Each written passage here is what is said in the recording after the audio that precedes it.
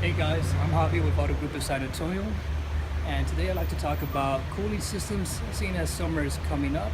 It's a very important thing, a little important subject, especially if you do have a Land Rover in particular. Now, I'm not picking on Land Rovers or anything, but they are notorious for cooling system issues. Actually, a few of the most common problems on these are water pumps, coolant housings that are just plastic components that wear out over time and start leaking if you don't keep an eye on them. And every now and then you might have to replace a belt or another component. But for the most part, if you stay on top of your Land Rover and its cooling needs, you shouldn't have any issues. My recommendation personally is if you have a good mechanic and a good reputable shop, have them, give them a little look over on the cooling system during every oil change.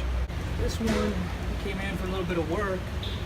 This one we did a water pump, one hose, and a plastic component that was leaking in the rear.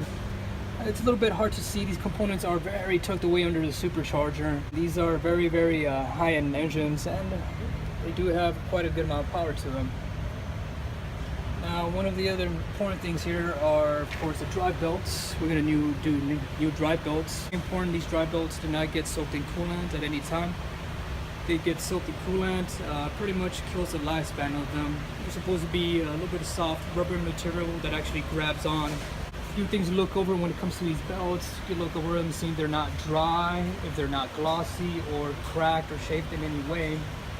And if you do see that, it's always a very good idea to replace them. These belts do drive a fan clutch over here. Now this one we're going to be doing a brand new clutch. Seems to keep it just nice and efficient. But these are a combination of electrical and mechanical. It's basically electrical mechanical clutch.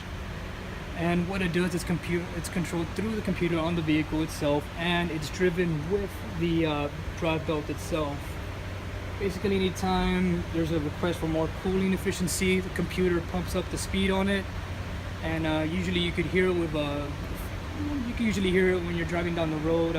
It's a very obvious sound, not necessarily loud, but they make a whirring noise when you're driving down the road. It sounds like pretty much a fan going on, and that means it's doing its job. It's actually a good thing if you do hear that anytime. It's never a bad thing. But it does help out with the cooling on the AC system, brings up the efficiency inside of the vehicle as well in the cabin.